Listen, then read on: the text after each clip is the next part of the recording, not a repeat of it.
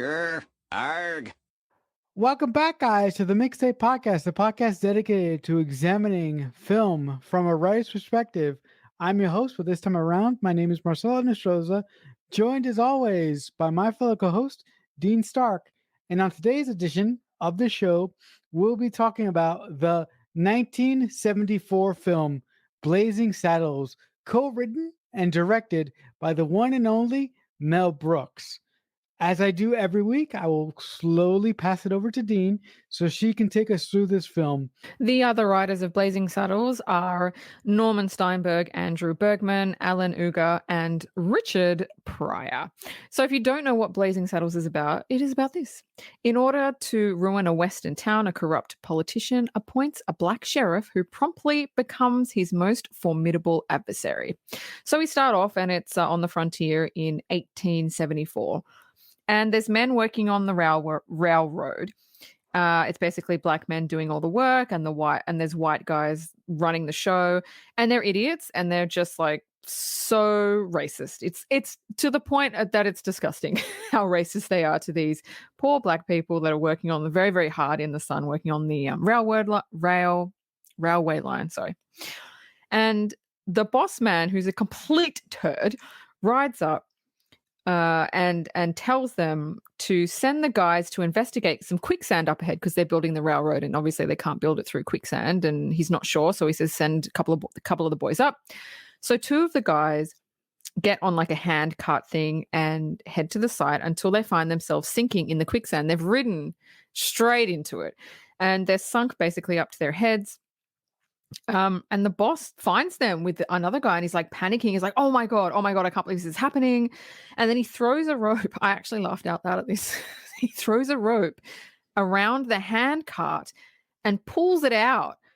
And then he just starts carrying on a conversation with the guy that's there. He's like, oh, thank God we saved the car. Do you know how much that costs? Meanwhile, these two guys are like sinking in quicksand. This boss does not give a shit. He's just like, okay, so we can't have the railroad go through here. And I'm like, dude, what are you doing? And then these two men slowly crawl out of the quicksand.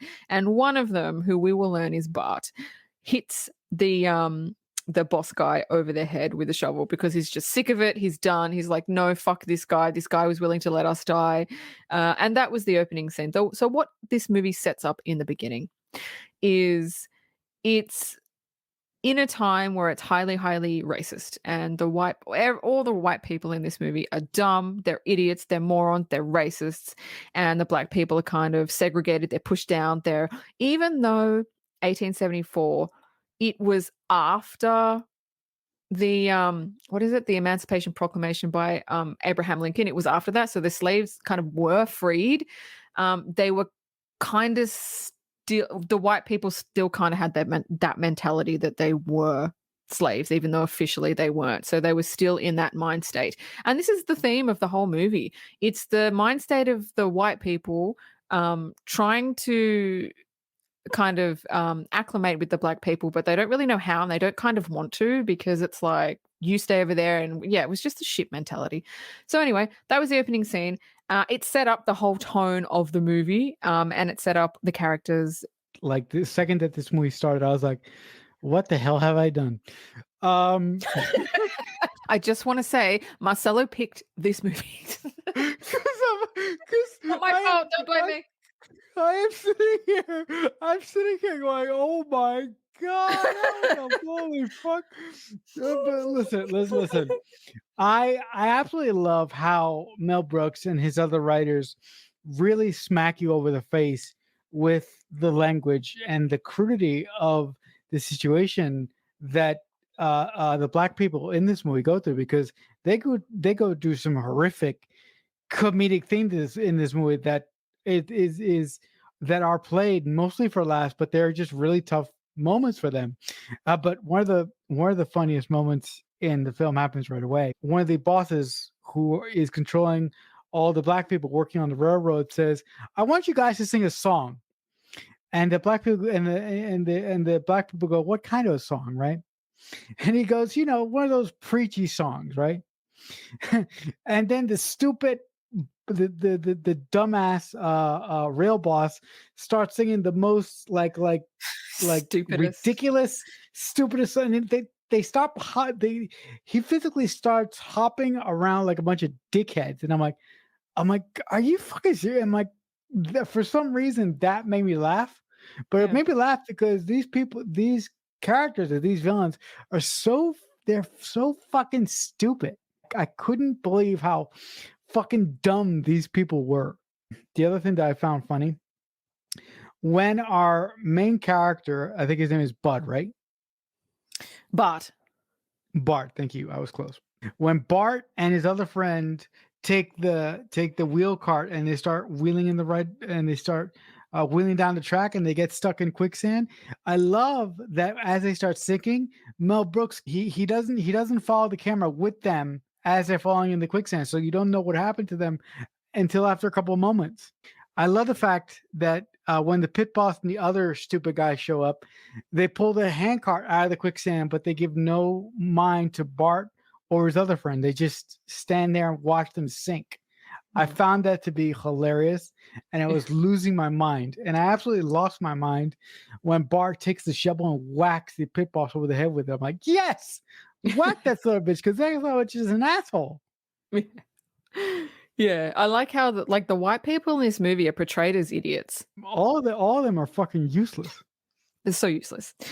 So the boss guy that got hit over the head, he's fine. He's got a bandage over his head. He goes to see the Attorney General, Hedley Lamar, and he's telling him because of the quicksand, they need to reroute the railway through a town called Rock Ridge. But he needs permission from the town to put the railroad to get the railroad to go through there.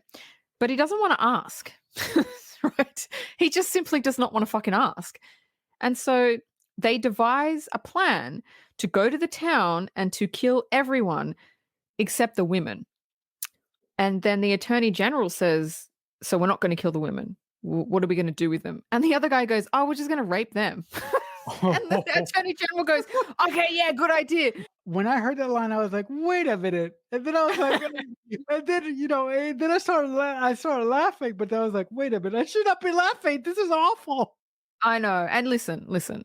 If anyone wants to have a problem about this, I'm a female, and even I laughed at that joke, not because rape is a joke, but because I understood where Mel Brooks was coming from when he said it. Yeah, It was supposed to be a joke. it It was was supposed to be supposed to funny. be Yeah, funny. I didn't feel like he was making fun of rape. It was just a funny joke that an idiot was saying because he's an idiot, and he was trying to. I think Mel Brooks was trying to push forward. This guy's an idiot. yeah. Like no normal fucking person would say that. So that's why I got a giggle out of it. I didn't take offense by it at all. But yeah, that's kind of the setup to what's going to happen throughout the whole movie. So what say you? Yeah, the thing that I loved about the scene is that as they're having this conversation about the railway and having to ask the town for permission to eventually move it from there, the the not the governor, the evil villain of this movie Attorney is General. constant. The attorney, thank you. The attorney general keeps looking out the window, and out the window, people are being hanged. And if you guys know Mel Brooks, the hangman is the same hangman from uh Robin Hood Men in Tights. It's the same Oh, guy. it is. Yes, it is. Yes. It's the Yep. same guy. But look, as a disabled person, when the attorney general at one point the attorney general walks over to the window and he looks out the window and a guy in a wheelchair is about to be hanged. And I'm like, oh my Yeah. God. Mel Brooks is about to hang a disabled person. I'm like, I love you, Mel Brooks. That's Yeah. awesome. No, but it was just great. And it also shows, like Dean said, how ridiculous these people are. They're just fucking so stupid. It's not funny how dumb they are. It's not. No, and at another point, the attorney general goes to look out the window again, and they're about to hang a guy on a horse. He's on a fucking horse, and they're gonna hang him with the horse. Yeah. I'm like, how does that work? How is that gonna work again? I don't know. I but don't know. but just but just a hilarious scene that has some really really funny, like, oh my god humor in it. Yes, yes. So now we're introduced to the town of Rock Ridge, and it's a really nice, unassuming town where everybody kind of likes everybody. There's no trouble, there's no issues. When the boss guy rides in with his goons and starts pillaging it and killing people, as he said he would. And the town has a meeting, or what's left, who's left of the town. They have a meeting about what to do. Like, what do we do? Do we stay or do we leave? Like, we can't fight these people because he's killed the sheriff. So they don't have any like law or anything.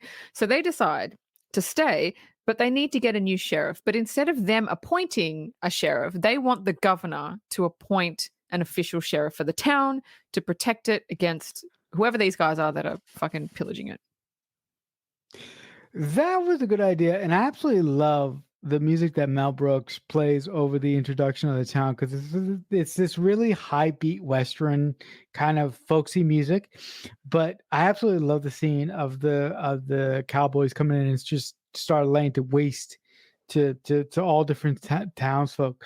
There's this one moment where this one cowboy has a guy hanging by the neck and he's dragging him through the streets behind his horse, and the guy goes, "Oh, this is not too bad." there's there's this other section where these two cowboys are kicking the shit out of this old lady. And go, this hurts. It's like, look. All these scenes in a regular cowboy movie would be atrocious, but the way that Mel Brooks is depicting all these scenes is funny. They're depictions of serious, horrible things, but the way that he's done it Mm. and the way that he's written it, he with Blazing Saddles, Mel Brooks and his co-writers really walked a really thin line, and I think they did it purpose. I think they did it perfectly. Yeah, so do I. So now we meet the governor, who's played by Mel Brooks, and all I can say is that he's just an idiot. Like, if all of the white people in this movie are idiots, but this guy is like the top of the crop. He is. Mel Brooks just plays him so well. He doesn't know what's going on. He's so preoccupied with his hot, what's Secretary. secretary. Like, half her boobs are hanging out, right? Which I thought was funny. I don't know. I don't know. As a chick, I was not offended. I was like, oh, that's funny. And he received a telegram that Rockridge needs a new sheriff because the town is being pillaged. Now, Headley Lamar, the Attorney General, the one that wants to that organized the pillaging, he's there and he overhears this. So he is the guy, Bart, that hit the boss man over the head with a shovel. He's getting ready to get hanged. And Headley goes, wait a minute. And he pulls Bart into the office. So he brings him to the governor actually, to say he's found the new Rock Ridge sheriff. This is Sheriff Bart.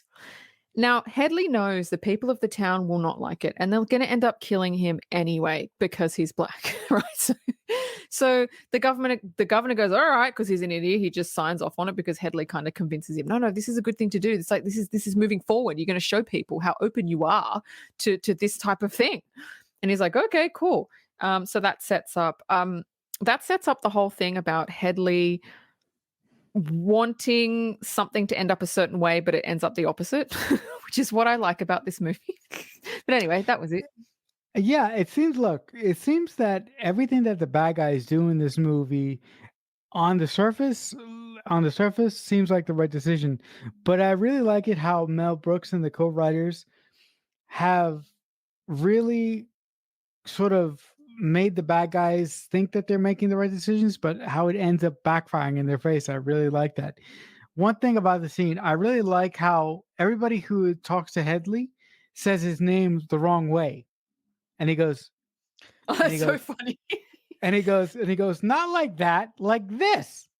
The whole It's movie, his name yeah, it's gets just mispronounced. yeah, it's just like this really tiny inside joke that Mel Brooks and his co-writers keep doing and doing and doing, and as they keep doing it, it gets funnier and funnier and funnier. Yeah, It's just absolutely great. yeah. Um, let me tell you, um, when Bart steps in and he says, hey, and and Headley goes, you're going to be the new sheriff. for this town. I really like the fact that Bart doesn't say anything. He doesn't say much. He just sits in the governor's chair and just watches this whole thing go down. And I'm Mhm. like, shouldn't you have more to say right now? But I guess he doesn't want to say anything because maybe he's afraid if he says something, maybe they'll change their minds and they're gonna kill him anyway, right?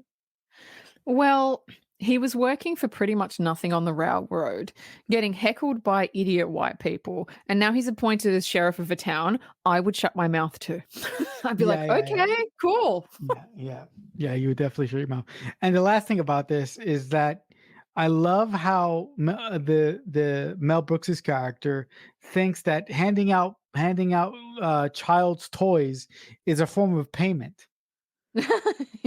And I also love that every time he picks up the child's toy, he can't make it work. He goes, "Oh, I think I got a defective one." And then, like, Yeah, Headley and picks then one up and he's like, "Oh, you could this one just works." yeah, yeah. I was like, how do you do that? But it's just I think it's a great scene that really pushes the plot forward and pushes this ridiculous plot forward that obviously is not going to work. Yeah. So Sheriff Bart rides into Rock Ridge. Well, he's so happy. He's like a child that has gotten everything that he's ever wanted. He's smiling and all the townspeople are waiting and they've got this sign that says, "Welcome, Sheriff," and and he rides in and They got a there's a funny band. thing. They got a band and there's a guy that's standing on the roof and he's looking and he looks through like a telescope thing and he goes, uh, the sheriff is coming, but he's and then like the band starts playing and they're Yeah. like, what? He's like, he's and then the band starts playing. Like every time he goes to say like the N-word, the band plays, which I thought was really funny. And then when Bart gets close enough for the people to see him, the band stops playing and everyone's face is just like, what the fuck? And then the welcome sheriff banner like rolls up and then Bart goes up and like pulls it back down again. Like he's just I love his character. He's not phased. He knows the world that he lives in. And he understands that white people are fuckwits. He gets it. And he's like, this is my job. I take it seriously. And he gets up on the stand to make a speech, and they all get their guns out and point it at him. And he doesn't know what to do. And then he gets his gun out and points it at himself. And he goes, I'll do it. You better back off. I'll do it. And then like one of the ladies is like, you put your guns down. He's going to do it. I think he's serious. And I'm like, what? And they all put their guns down and he walks down the stairs and he's still pointing the gun at his face, at his neck. And he's like, I'm going to do it. Swear to God, I'm going to do it. And they're like, all right, just calm down. Don't do anything rash. And then he kind of walks away and slips into like the grocery store or something. And he sits there and he goes, these guys are idiots. I'm like, how does that? But it just goes to show that these people are idiots. Yeah, this is actually one of my favorite scenes in the movie because, like Dean said, as he walks up, as he gets closer to the townsfolk, they got a band playing. They have a welcome sign, and I love the guy up on one of the houses who's got a spyglass looking at Bart coming up, and like Dean said, every as he gets closer, he goes, "Wait, stop playing! That guy is a." And I just love that moment. But my favorite moment of the whole thing is when Bart gets there and he goes up on the podium, and all the town people just point their guns at him. That's such a funny visual. I absolutely loved it. But I also think that when Bart turns the gun on himself, that's him assessing the situation and basically understanding, okay, how the fuck am I going to de-escalate the situation without getting fucking shot? And he goes, I'm going to do it like this. And the way that he does it is so funny. Like the way that he de-escalates this situation by saying, okay, everybody back off or else I'm going to blow my head off. It's such a smart, intelligent way to do something. But when he goes when he finally gets into another building and he goes, these people are fucking dumb. And I'm like, I couldn't agree more with you, pal. These people are fucking imbeciles. Yeah. So Bart is at the sheriff's station when he meets Jim, who's basically a drunk in one of the cells, and it's played by the amazing Gene Wilder, or for those of you out there, it's played by Willy Wonka. They sit down, they have a bit of a chat, and they exchange stories of their lives. And Jim explains that he was the famous Waco Kid, and he's fastest hand in the West. And then he just stopped to, people would ask him, "Oh, can you shoot this? Can you shoot this?" And then one day he was approached by a kid, and then he just didn't want to do it anymore. And then he became a drunk. So he's not who he used to be. And then Bart tells his story about when he was a baby, and his family were going kind of cross country in a horse and cart, and they met like a Native American chief played by Mel Brooks. Now, I had never seen this movie before, so I thought that story, Bart's backstory, was going to come back, but it didn't.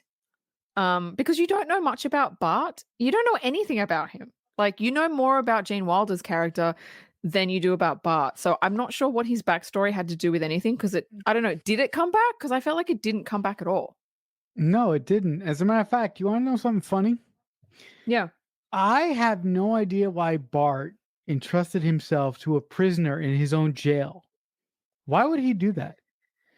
Like, Bart is very naive, and uh, Jim didn't pose a threat.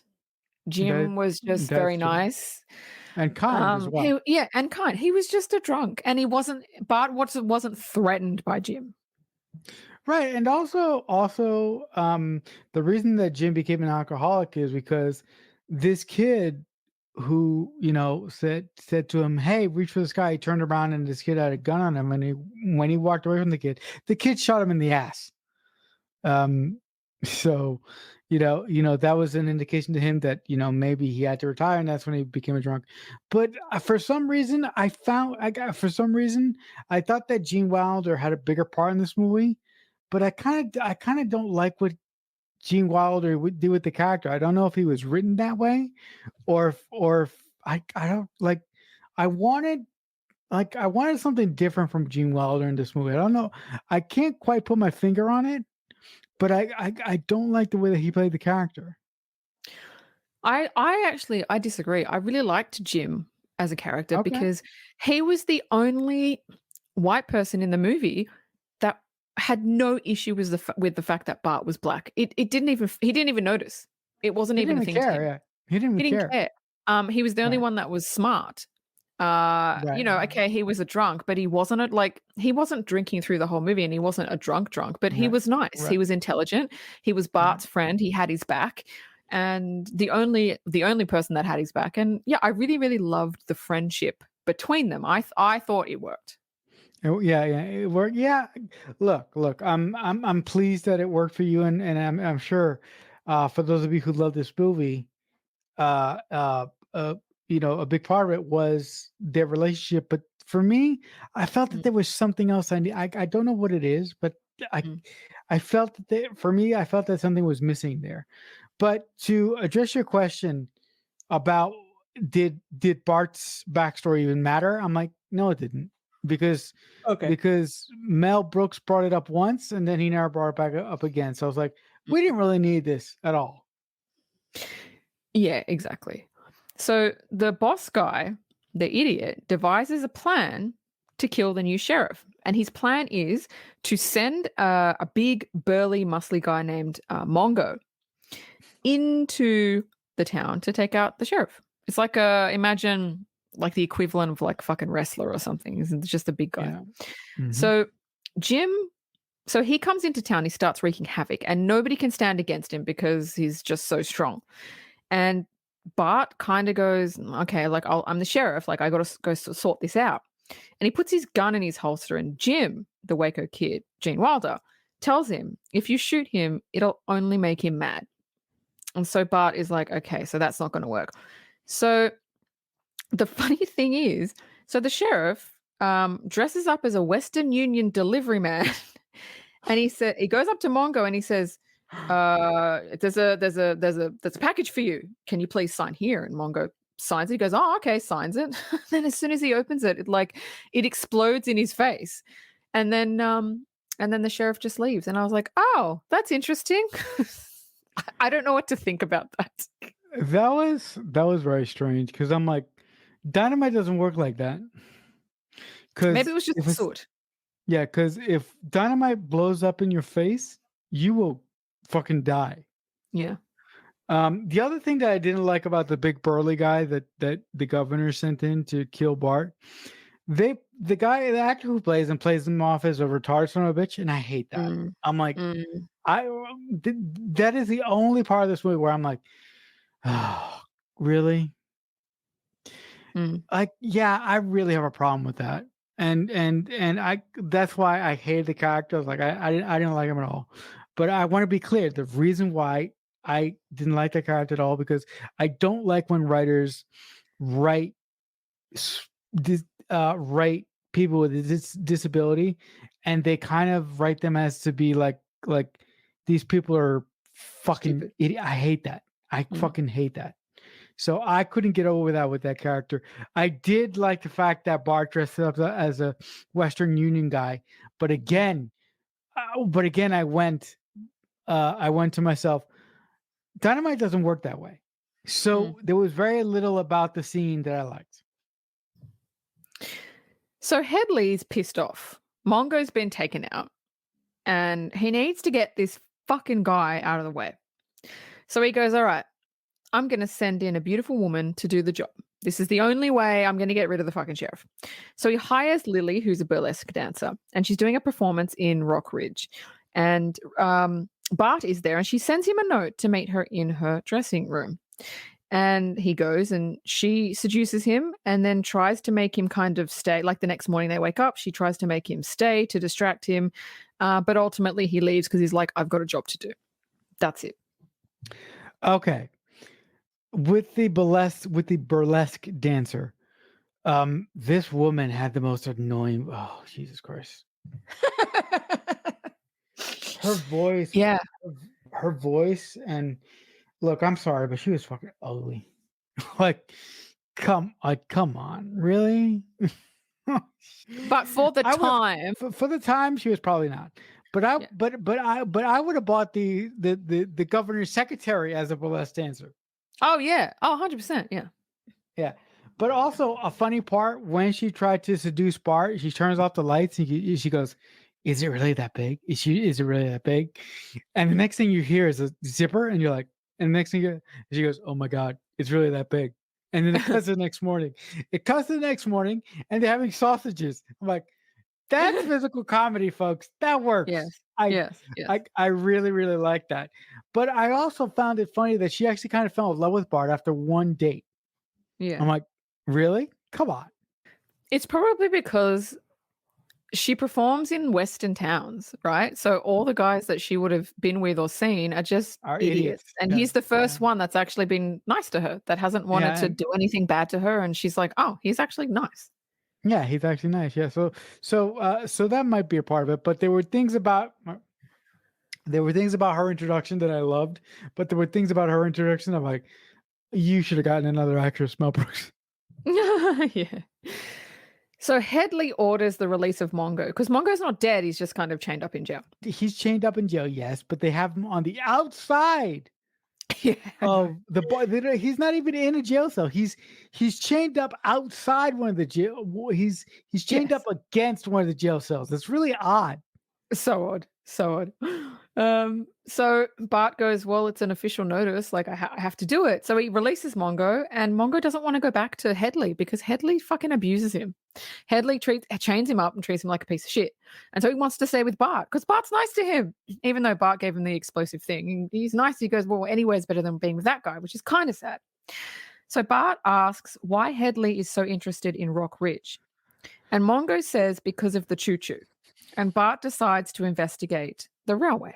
Yeah, listen, I found the fact that they have Mongo chained to the actual jail cell on the outside really fucking stupid. I'm like, really? It's just dumb. Doesn't make sense to me. Again, I don't like this character. I don't like the way he talks. Everything about this character goes, I don't like you.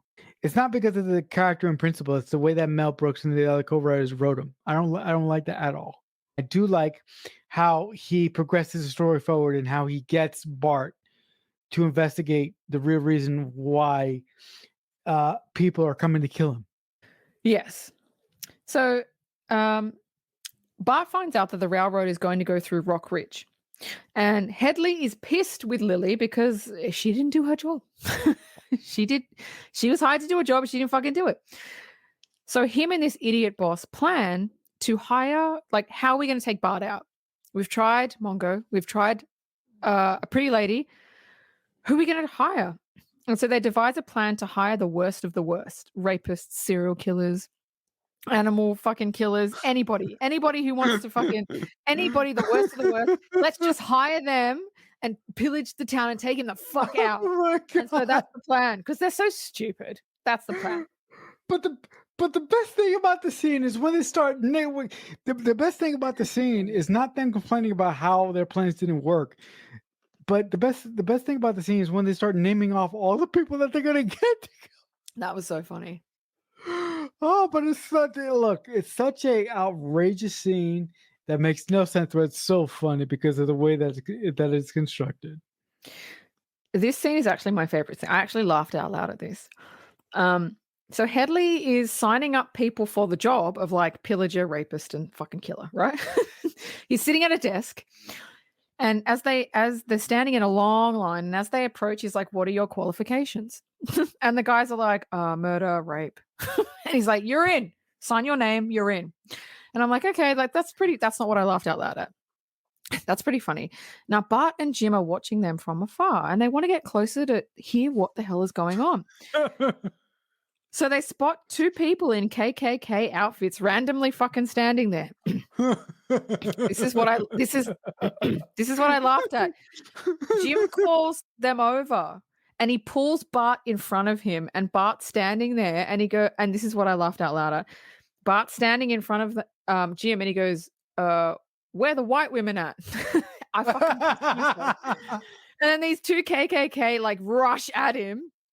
They go behind a rock, they beat him up, and then Jim and Bart dress in the KKK outfits. And they learn that tomorrow at noon is when the invasion happens. And but they get caught. They get caught. Oh shit, it's them. And then they run off. But I just thought that's such a funny line, where the white women are. Like, he's like literally standing like, what am I supposed to say to incite them? Oh, I'll just say where the white women are. I just love that's one of the only times where I laughed out loud, and I was like, okay, that's actually quite funny. Yeah, no, I absolutely love the scene, but I love the scene as we see all the people who are in the line to volunteer to fuck up this town. I love it that we actually see the KKK members before they interact with Bart, and I'm like, wait a minute, are those two people in hoods? And I'm like, oh my God. And I'm like, really, Mel Brooks? But of course you're going to do that. But I swear to God, when Bart and Gene Wilder's character come out from behind the rock, and Bart goes, "Where the white women at?" I lost my mind. I mean, look, I had probably laughed more times throughout this film than Dean had. But still, that moment had me roaring on the floor laughing. And when Bart and Gene Wilder's character go out and they're already dressed up in the get up, and they go up to the table and they try and sign up or get information, and the governor notices the color of Bart's hand, and Gene Wilder's character tries to wipe it off. I'm like, really? At that point, I was like, Mel, oh my God. Oh my God. Yeah. He physically tries to wipe off the blackness, and I'm like, what are you just not going to go anywhere? So Bart gets back to the town, and he tells the townspeople what's about to happen. But he tells them he has a plan. And his plan is to build a replica Rock Ridge town to confuse the pillagers. And he's recruited his railroad friends to help, right? So they have to do it by noon tomorrow, because this is how stupid these white people are, that they would get confused by a replica town, right? In not even where the town is. Anyway, they end up doing it, but realize, well, there's no people. Aren't they going to be confused? There's no people.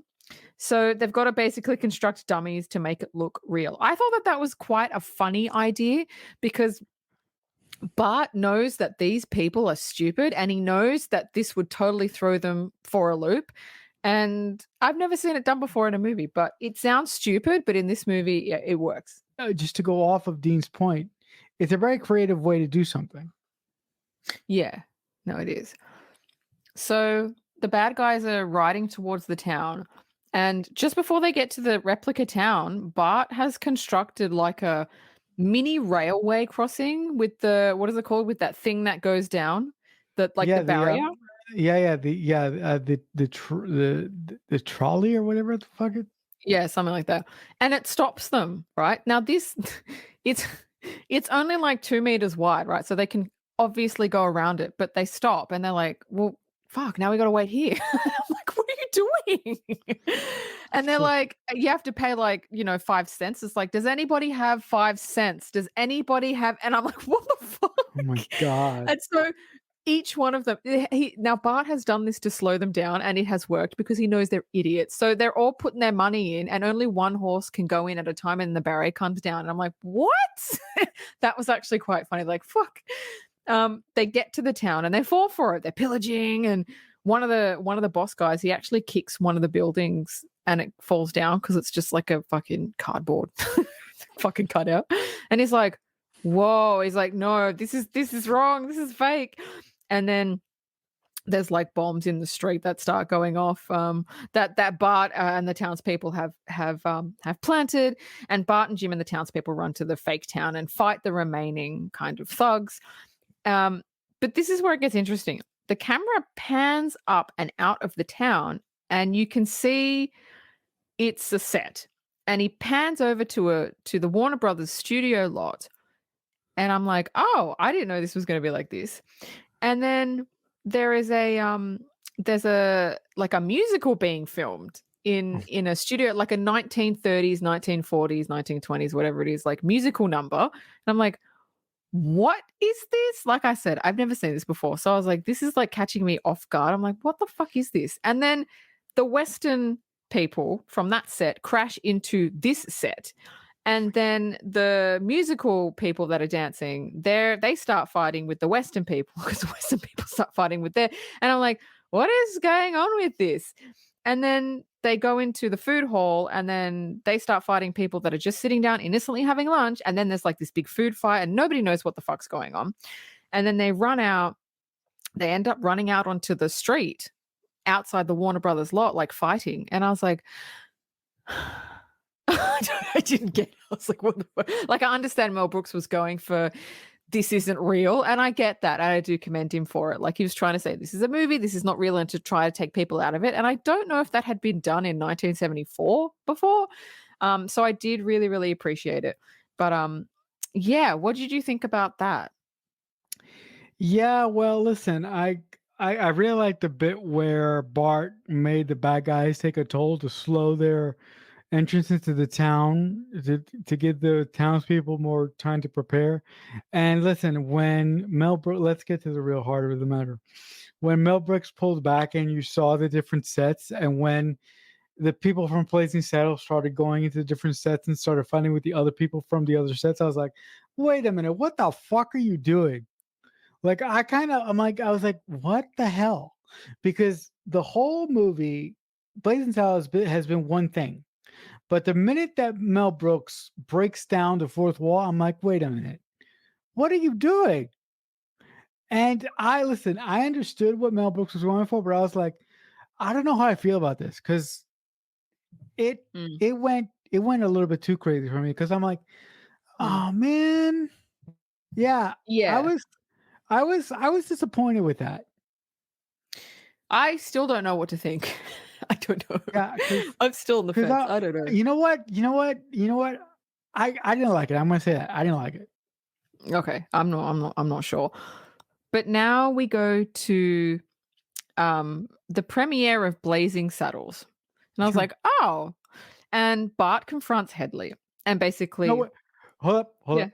I just have to mention, Headley goes up to the box office first, Oh, and he looks at the ground, and he sees the actor's actual star on the Hollywood Walk of Fame, and he says the they footprints. spelled it wrong on the Hollywood Walk of Fame. Oh yeah, He his goes, name. and he goes, well, where does he go? He goes, Headley. He goes, what did he say exactly? I can't He's like, remember. "It's Headley." Yeah, exactly. That's so crazy. That's so funny. Um, sorry, he actually goes into the cinema and sits down and watches Blazing Saddles, and I'm like, "This is weird." And It's then he so goes weird. out, and Bart is there, still in the sheriff outfit, and he confronts Headley, and he basically shoots him. Um, and then Jim comes along, and Jim goes, "Oh, Blazing Saddles! Oh, I can't wait to see how it ends." And then him and Bart just go into the theater. Yeah, it's I was just like, so. Yeah, look. At this point, I was really unhappy where the film was going. I really liked the bit with Headley, and I really like Bart and Dean Wilder's character going into the theater to watch the movie. But I was like, you already lost me, Mel Brooks.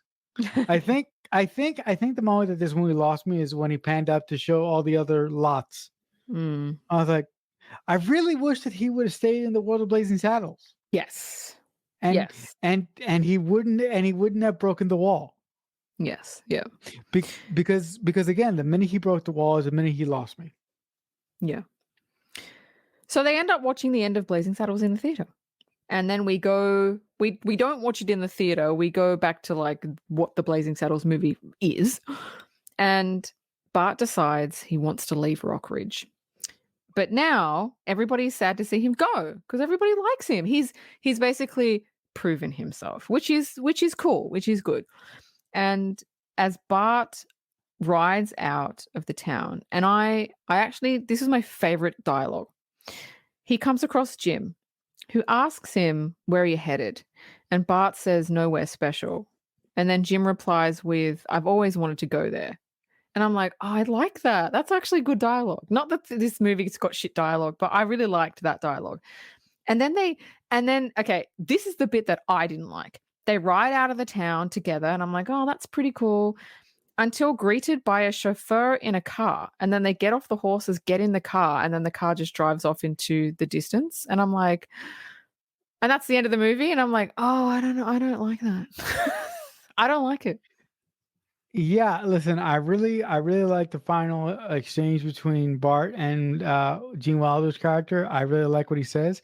I like when they get on the horses, but the second they get off the horses and into the limo, I'm like, bullshit. I hate that. Bullshit. I'm like, no, no, no, no. Bullshit. Yeah, me Bullshit. too. Absolute horseshit. Yeah. Trivia. Yes, go ahead. All right. When the film, and this is why I love Mel Brooks, when the film was first screened for Warner Brothers execs, none of them laughed.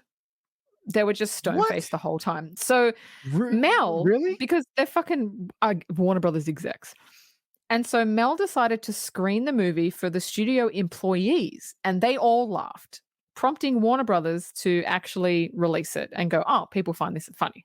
Oh wow, that is surprising to me, but not surprising to me. And this is another reason why I love Mel Brooks. So when the movie was screened, the Warner Brothers exec said, "Well, you have to edit it because there's a lot of offensive shit in there." And Mel goes, "Okay, look, I will edit out what you want me to edit out, like all the offensive stuff. I'll just edit it out." But he never did. He never Of course he fucking did. took any of it out.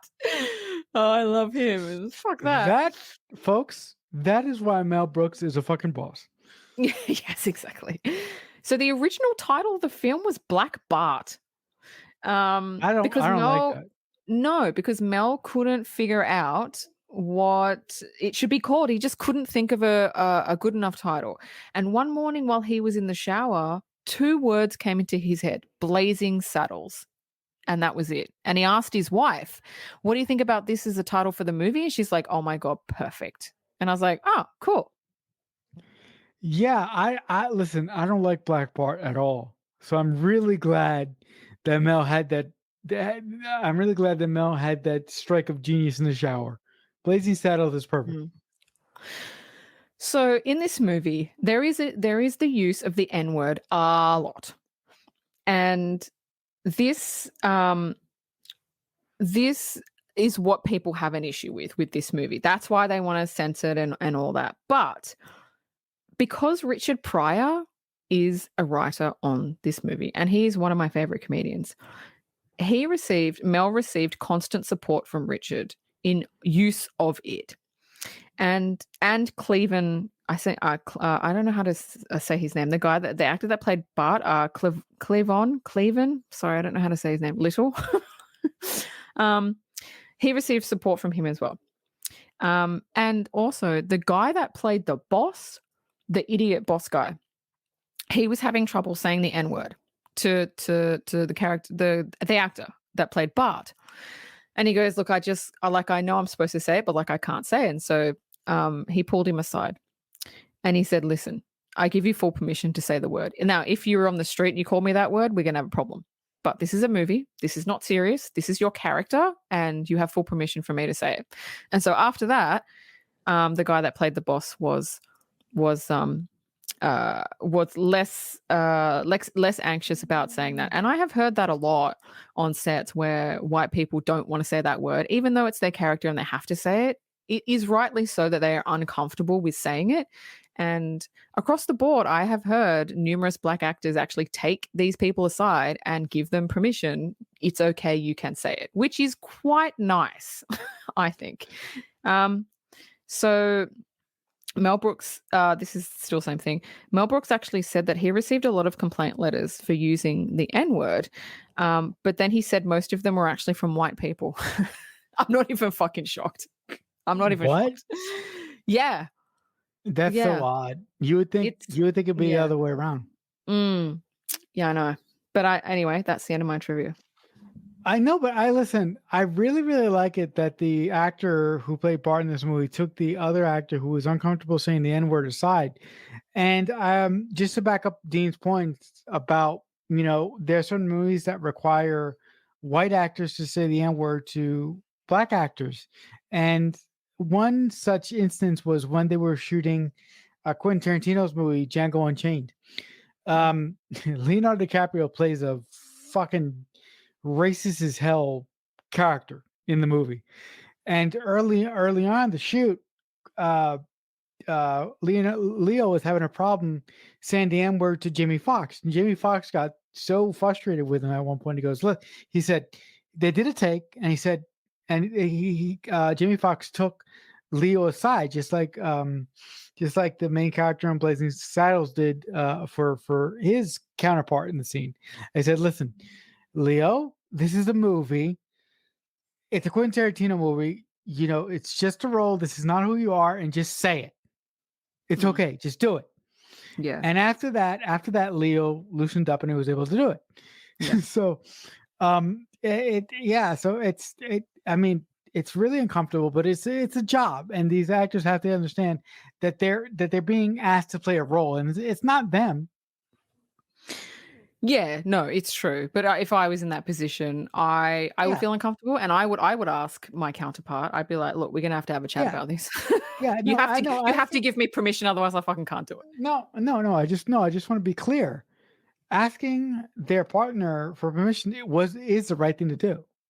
Yes. Yep. Always. So on that note, I think that will bring an end to this edition of the Mixtape Podcast. But if you guys want to reach out to us, you can reach out to us by email. We are at themixtapepod@aol.com, or you can subscribe to us. We are on YouTube at the Mixtape Pod at youtube.com. There you can watch our back catalog of episodes. If you like what we have to say, give us a subscribe to listen to future episodes that we do in the future. But if you guys are going to come back next week, we're going to talk about the horror film entitled The Woman in Black. So with all of that out of the way, as I say every week, if someone is kind enough to ever make you a mixtape, that must truly mean that they love you. The Mixtape Podcast is a Balloonhead Productions presentation.